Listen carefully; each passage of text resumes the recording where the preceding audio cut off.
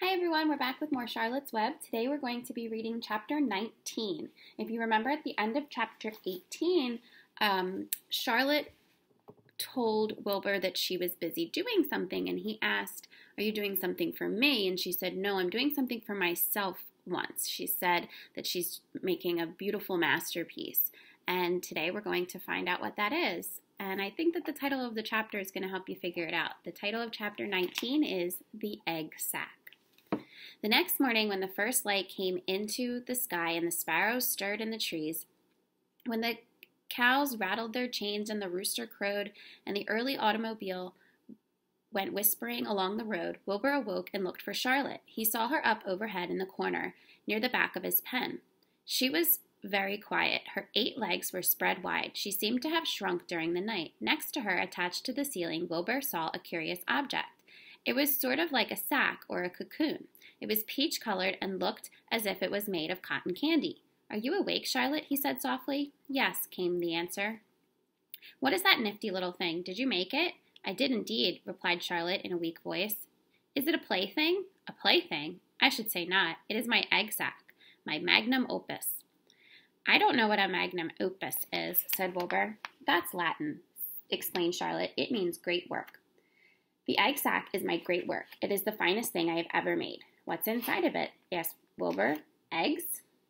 514 of them, she replied. 514? said Wilbur. "You're kidding." "No, I'm not. I counted them. I got started counting, so I kept on, just to keep my mind occupied." "It's a perfectly beautiful egg sack," said Wilbur, feeling as happy as he could, as if he had constructed it himself. There's the picture. "Yes, it is pretty," replied Charlotte, patting the sack with her 2 front legs. "Anyway, I can guarantee that it is strong. It is made out of the toughest material I have. It is also waterproof. The eggs inside will be warm and dry." "Charlotte," said Wilbur dreamily, "are you really going to have 514 children?" "If nothing happens, yes," she said. "Of course, they won't show up until next spring." Wilbur noticed that Charlotte's voice sounded sad. "What makes you sound so downhearted? I should think that you'd be terribly happy about this." "Oh, don't pay attention to me," said Charlotte. "I don't have much pep anymore. I guess I feel sad because I won't ever see my children." "What do you mean you won't see your children? Of course you will. We'll all see them. It's going to be a simply wonderful thing next spring in the barn cellar with 514 baby spiders running around all over the place. And the geese will have a new set of goslings, and the sheep will have their new lambs." "Maybe," said Charlotte quietly. "However, I have a feeling I'm not going to see the results of last night's efforts. I don't feel good at all. I think I'm languishing, to tell you the truth." Wilbur didn't understand the word languish, and he hated to bother Charlotte by asking her to explain. But he was so worried that he felt he needed to ask. "What does languishing mean?" "It means I'm slowing up, feeling my age. I'm not young anymore, Wilbur, and I don't want you to worry about me. This is your big day today. Look at my web. Doesn't it show up well with the dew on it?" Charlotte's web never looked more beautiful than it looked that morning. Each strand held dozens of bright drops of early morning dew.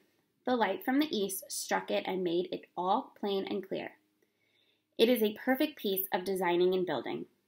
In another hour or 2, a steady stream of people would pass by, admiring it and reading it and looking at Wilbur and marveling at the miracle.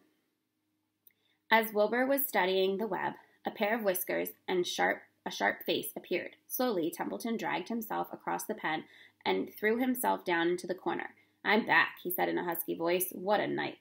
The rat was swollen to twice his normal size. His stomach was as big around as a jelly jar.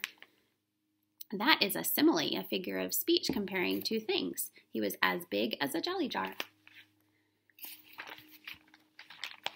"What a night," he repeated hoarsely.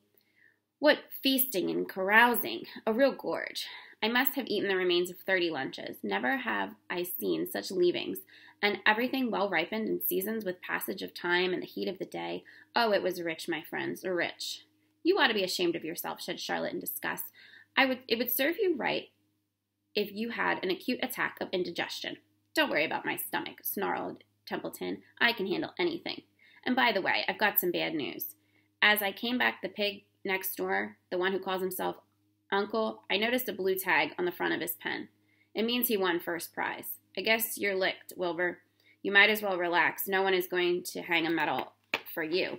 Furthermore, I wouldn't be surprised if Zuckerman changes his mind about you. Wait till he gets a hankering of some fresh pork and smoked ham and crisp bacon. He'll take the knife to you, my boy.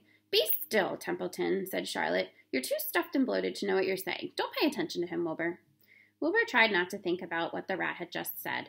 He decided to change the subject. Templeton, said Wilbur, if you weren't so dopey, you would have noticed that Charlotte has made an egg sack. She's going to become a mother. For your information, there are 514 eggs in the peachy little sack. Is that true? Said the rat, eyeing up the sack suspiciously. Yes, it's true, sighed Charlotte.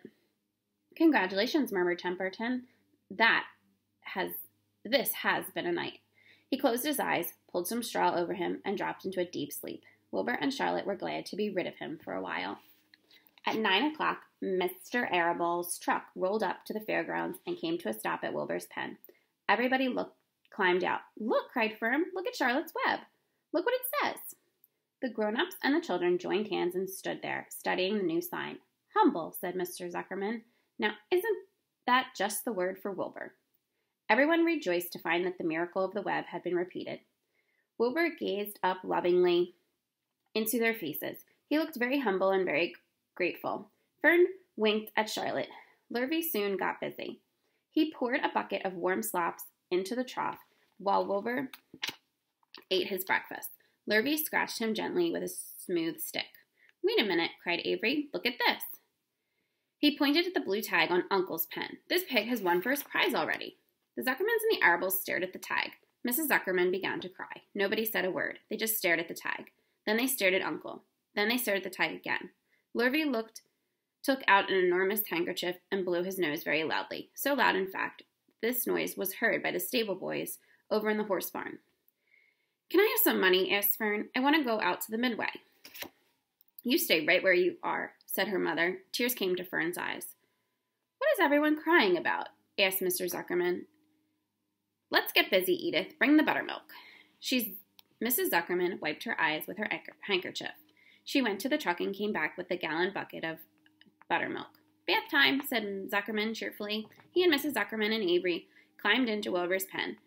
Avery slowly poured buttermilk on Wilbur's head and back, and it trickled down the sides and cheeks. Mr. and Mrs. Zuckerman rubbed it into his hair and skin. Passers-by stopped to watch. Pretty soon a whole crowd had gathered. Wilbur grew beautifully white and smooth. The morning sun shone through his pink ears. He isn't as big as the pig next door, remarked a bystander, but he's cleaner. That's what I like. So do I, said another man. He's humble, too, said the woman, reading the sign on the web. Everybody who visited the pig pen had a good word to say about Wilbur. Everyone admired the web, and of course, nobody noticed Charlotte. Suddenly, a voice was heard on the loudspeaker. Attention, please. Will Mr. Homer Zuckerman bring his famous pig to the judge's booth in front of the grandstand? A special award will be made there in 20 minutes. Everyone is invited to attend. Crate your pig, please, Mr. Zuckerman, and report to the judge's booth promptly. For a moment after this announcement, the Arables and the Zuckermans were unable to speak or move. Then Avery picked up a handful of straw and threw it high in the air and gave a loud yell. The straw fluttered down like confetti into Fern's hair. Mr. Zuckerman hugged Mrs. Zuckerman. Mr. Arable kissed Mrs. Arable. Avery kissed Wilbur. Lurvy shook hands with everybody. Fern hugged her mother. Avery hugged Fern. Mrs. Arable hugged Mrs. Zuckerman. Up overhead in the shadows of the ceiling, Charlotte crouched unseen, her front legs encircling her egg sack. Her heart was not beating as strongly as usual, and she felt weary and old. But she was sure at last that she had saved Wilbur's life, and she felt peaceful and content. We have no time to lose, shouted Mr. Zuckerman. Lurvy, help with the crate. Can I have some money? Asked Fern. You wait, said Mrs. Arable. Can't you see everybody is busy? Put the empty buttermilk jar back into the truck, commanded Mr. Arable. Avery grabbed the jar and rushed to the truck. Does my hair look all right? Said Mrs. Zuckerman. Looks fine, snapped Mrs. Zuckerman, as he and Lurvy set the crate down in front of Wilbur. You didn't even look at my hair, said Mrs. Zuckerman. You're all right, Edith, said Mrs. Arable. Just keep calm. Templeton, asleep in the straw, heard the commotion and awoke. He didn't know exactly what was going on, but when he saw the men shoving Wilbur into the crate, he made up his mind to go along. He watched for his chance when no one was looking, and he crept into the crate and buried himself into the straw at the bottom. "All ready, boys," said Mr. Zuckerman. "Let's go." He and Mr. Arable and Lurvy and Avery grabbed the crate and boosted it on over the side of the pen and up into the truck. Fern jumped aboard and sat on top of the crate. She still had straw in her hair and looked very pretty and excited. Mr. Arable started the motor. Everyone climbed in, and off they drove to the judge's booth in front of the grandstand. As they passed the Ferris wheel, Fern gazed up and wished that she was in the top car with Henry Fussy at her side.